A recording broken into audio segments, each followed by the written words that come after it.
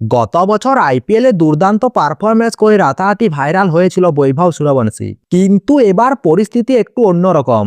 প্রত্যাশা অনেক বেশি, চাপও অনেক বেশি, আর সেই কারণেই রাজস্থান রয়্যালস বড় সিদ্ধান্ত নিল।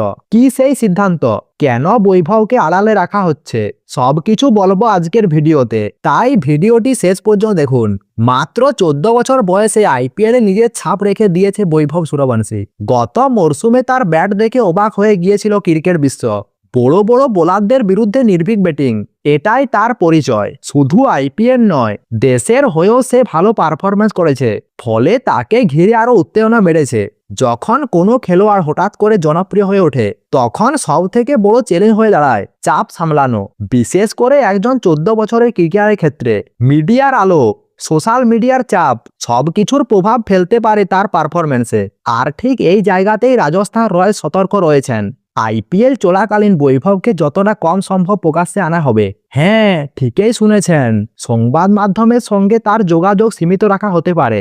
এর মূল উদ্দেশ্য একটাই, বাইরের চাপ থেকে তাকে দূরে রাখা এবং সম্পূর্ণ মনোযোগ যেন থাকে খেলায়। রাজস্থানের অধিনায়ক রিয়ান পারাগও বিষয়টি নিয়ে মুখ খুলেছেন। তিনি স্পষ্ট বলেছেন, বৈভবের খুব বেশি মিডিয়ার সামনে না আসাই ভালো।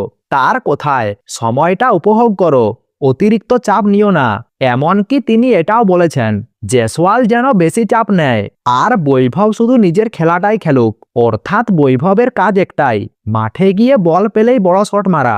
দলের পরিকল্পনা একেবারে পরিষ্কার, বৈভবকে কোনো বাড়তি দায়িত্ব দেওয়া হবে না, না নেতৃত্বের চাপ, না মিডিয়ার চাপ। শুধু ফ্রি হয়ে খেলবে এবং দলের জন্য ম্যাচ জেতানোর চেষ্টা করবে। প্রাক্তন ভারতীয় ক্রিকেটার লক্ষ্মীপতি বালাজিও এই বিষয়ে মন্তব্য করেছেন।